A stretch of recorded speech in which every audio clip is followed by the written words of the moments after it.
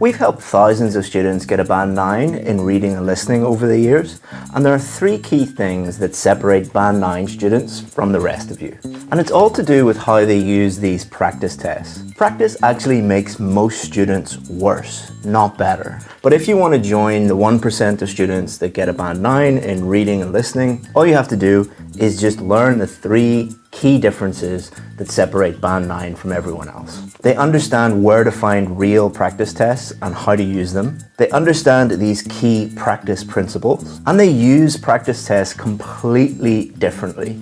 Every single minute a Band 9 student is using practice tests, they are improving. And I'm going to show you using these real practice tests exactly what they do in this video. Okay, so point number one, they know where to find real practice tests, and they know where to find them for free. There are only 5 places in the world where you can find real, reliable practice tests. They are Cambridge.org, IELTS.org, IDP, the British Council, and these Cambridge books. Now for the first 4, all you have to do is just go onto Google, put in IELTS practice tests, and then put in Cambridge, IELTS.org, IDP, or British Council into the search bar, and Google will take you directly to those free practice tests. All of these are real and reliable. The Cambridge books are not free, but I would actually consider them to be free. So which is more expensive, $200 or $20? $200 is the average cost that you will waste if you fail the test. You're never getting that money back. But if you invest $20 in this, you're far more likely to get the score that you need. So which is more expensive, 200 or 20? When you think about that, they pretty much are free or an investment. But don't be a naughty boy or girl and go online and try and find the free soft copies or the free PDFs. Most of the PDFs, the vast majority of them, are not actually the real tests. They are fake and highly misleading and will lead to failure. So don't do that. So now that they've got their practice tests, what they do is they don't just go and practice as much as possible. They follow these 5 key practice principles. Number 1, practice does not make perfect. Let me illustrate this by telling you a little story, a true story about a friend that I went to school with. He lived on a farm and his dad bought him an old car when he was like 10 years old. And he drove around the farm every day in this car. When it came time to doing our driving test when we were 17, all of the other friends that I had that were doing the test did about 6 weeks of practice. He had 7 years of daily practice. 6 weeks, 90% of them passed first time. The guy who drove for 7 years, practiced every day, he failed multiple times. This is because he developed bad habits, and every time that he drove that car, he was making these bad habits worse. This is exactly the same what I see with IELTS students. They have bad habits, they're doing things wrong, and by doing lots and lots of practice tests, they are getting worse, not better, and they're wasting their time. But don't worry, we're going to show you a technique in this video that guarantees that every second you are practicing, you are constantly improving. Number 2, most practice tests are fake. As I said, these are the only 5 sources that are trustworthy. More than 90%, probably closer to 95% of tests that you find online are produced by people who don't know what they're doing, which means that they are 1, fake, and number 2, they are unreliable. Because these people don't know what they're doing, they either produce tests that are way too easy or way too difficult. If they're too easy, you will be overconfident, you will go and do the test thinking that you are going to get a high score, and you will fail. If they are too difficult, you will give up too early. You will just think these are way too difficult, you'll get very stressed, and most students just give up in that scenario. So it doesn't matter if the website is called Real IELTS Practice Tests, we promise they are real, we are experts.com. Doesn't mean that they are. These are the only 5 sources that you need. Band 9 students also understand that improvement comes after practice. So I want you to imagine you're going to the gym and you're trying to build your muscle. When you are lifting weights in the gym, do your muscles instantly increase in size? No, your muscles don't increase in the gym. Your muscles increase after you leave the gym. This is a concept that IELTS Band 9 students understand about practice. You are not improving while you are practicing. In fact, to go back to the gym analogy, if you lift weights too much, your muscles will get smaller, not bigger. We get hundreds of emails a week saying, I've done every single practice test in the world and I'm not improving. It's like, yes, because practice does not make you better. It is what you do after practice that makes you better. And that's what we'll show you in the rest of this video. Because Band 9 students understand the real purpose, the real goal of practice is not to get better, it is to establish weaknesses. So I want you to imagine you are sick, you go to the doctor. What does the doctor do? Does the doctor immediately treat you? No, they normally diagnose your problem. They will run tests. But once they establish what the problem is, they don't just keep giving you tests until you get better. They treat the problem. This is exactly the same approach that Band 9 students use. They do practice tests in order to establish what their key weaknesses are, and then they can improve those key weaknesses. This is where the real improvement comes. After practice, outside of practice, they turn those weaknesses into strengths, and then they are constantly improving. And they only do practice tests again to establish if they improved and what their new weaknesses are. And we're going to show you exactly what students do, showing you real tests in this video. Number 5, Band 9 students understand the difference between slow practice and fast practice. So when you are doing your driving test, in lesson 1, does the driving instructor take you onto the main road and tell you to drive at 100 miles an hour? No, you would both die if that happened. This is exactly the same principle that we apply to our VIP students. When they are learning new strategies, you are going to use these and go very, very slowly. So for example, let's say you are trying to improve true, false, not given. And you're using a strategy, a step-by-step strategy. And don't worry, if you need those, I'll give those to you in a video at the end. When you're learning that strategy, you might take 20 minutes, 30 minutes, 45 minutes just to do these 7 questions. Because your goal is learning the strategy. Your goal is not to do everything as quickly as possible. And then you will speed up bit by bit by bit. But when you are establishing your weaknesses, when you're trying to get where you are, you're going to practice fast under exam conditions. And that's what we're going to show you now. So here's exactly what our Band 9 students do when they are doing fast practice. Number 1, don't cheat. All right, make sure that you have never seen these questions before. Don't use questions that you have used in class or you've practiced like 10 times. Don't get the books and just flick through them and see what questions are going to come up. We want to recreate the real test as much as possible. So don't cheat and look at the test before you do them. Number 2, do it under exam conditions. Go into a room that is quiet, where you will not be distracted, and time yourself using the exact same time that you would use on test day. And don't cheat. Don't go 30 seconds over. Number 3, honest correction. If you spelt the answer wrong, it is wrong.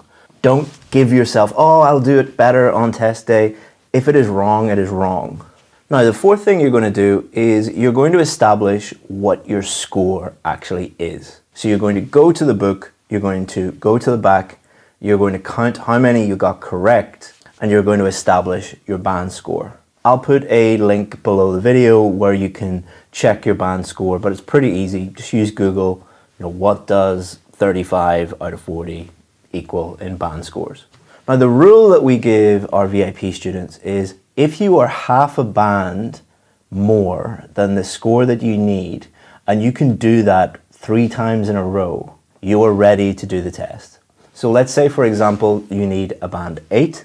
If you are getting 8.5 or over 3 times in a row, you are ready to do the test. But let's say you need a band 8 and you get 7.5 and then you get 8 and then 7.5 again.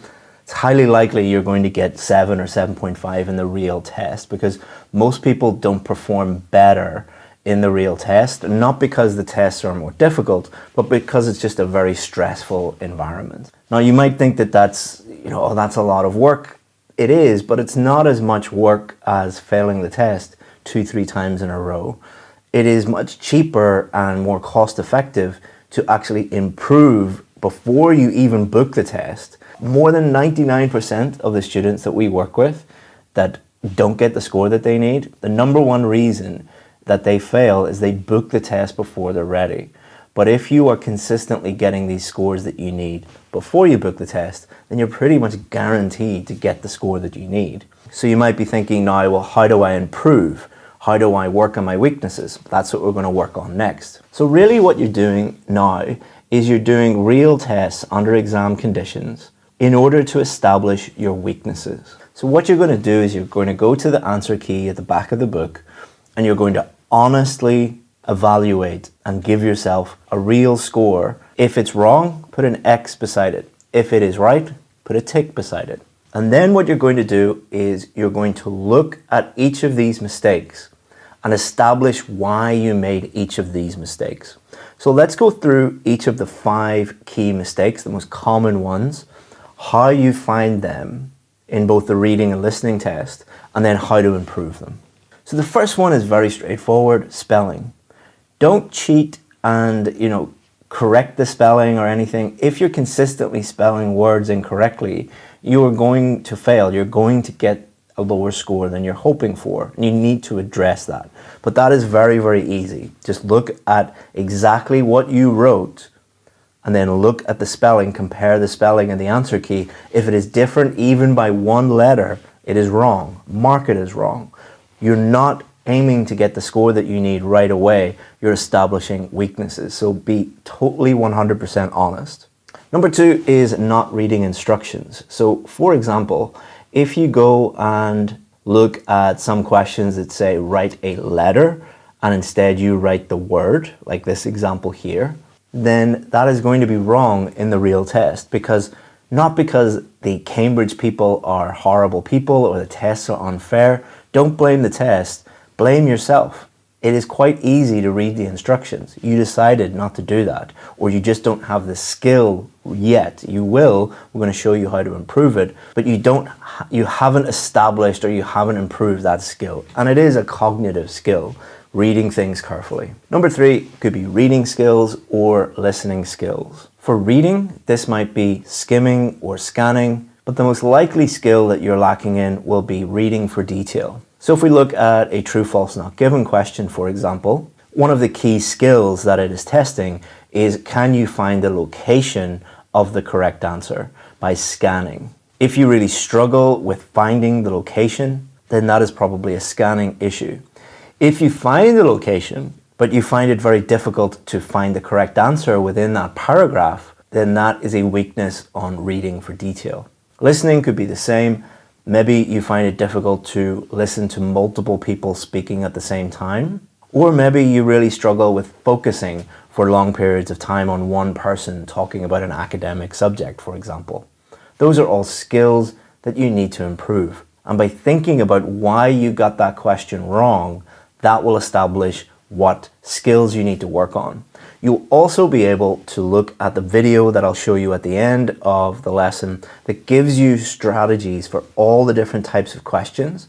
And what you can do is go through those strategies and think where you messed up. So if it says skim and you didn't do that, or you find that difficult, that could be a skimming issue. If it says scan or read for detail, or whatever they're telling you to do and you're not good at that thing, that's a skills issue.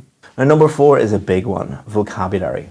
If you are reading things and you're thinking, I don't understand this, or this is difficult, or the text is difficult, or I'm getting lost, or when you're listening, you're getting lost, or you think that people are speaking too quickly, or you can't keep up with what they're saying, that is probably a vocabulary issue. You simply do not understand the words. There is no magic fix for this. There aren't any common words that you can memorize. You just have to improve your vocabulary. Huge difference between a Band 9 student and a Band 7 student is the range of the vocabulary that they understand. But don't worry, we'll give you a link to a vocabulary improvement plan below the video. And the last one is particular question types. So let's say, for example, you're looking at the answer key and you notice that most, if not all, the yes, no, not given questions that you get, you do 2 or 3 different tests. Every time these questions come up, you're getting them wrong. That is not a vocabulary issue or a reading skills issue or a spelling issue. That is, you're just not comfortable with those questions yet. What you need to do in that scenario is you need to familiarize yourself with a strategy, practice that strategy slowly, learn the strategy, become more comfortable, and then you will improve. So as I said at the beginning of the video, what Band 9 students do is every minute that they are practicing, they are constantly improving because they are establishing their weaknesses and then they're working on those weaknesses. So let's say, for example, you need help with spelling. I'll put a video at the end that'll help you with that. Not reading instructions. This is just about being more careful and actually just practicing reading the instructions. You cannot magically tell yourself, read the instructions, and then you'll do it in a stressful situation like an IELTS test. You need to practice that multiple times. Always read the question. Reading and listening skills. I'll give you a free course. I'll put it below in the description that will help you with that. I'll put a vocabulary improvement plan and I'll give you access to that video with all of the different strategies. You actually do need to sit down and practice those strategies if that is a weakness. Finally, I would recommend focusing on your biggest weakness first. I know that's difficult, but it is far easier to tackle your biggest weakness first, get that out of the way, and then everything becomes much easier. Here are the videos that I promised you. Check out the description where you'll get that free course, all the other stuff, and I hope that you enjoyed this video.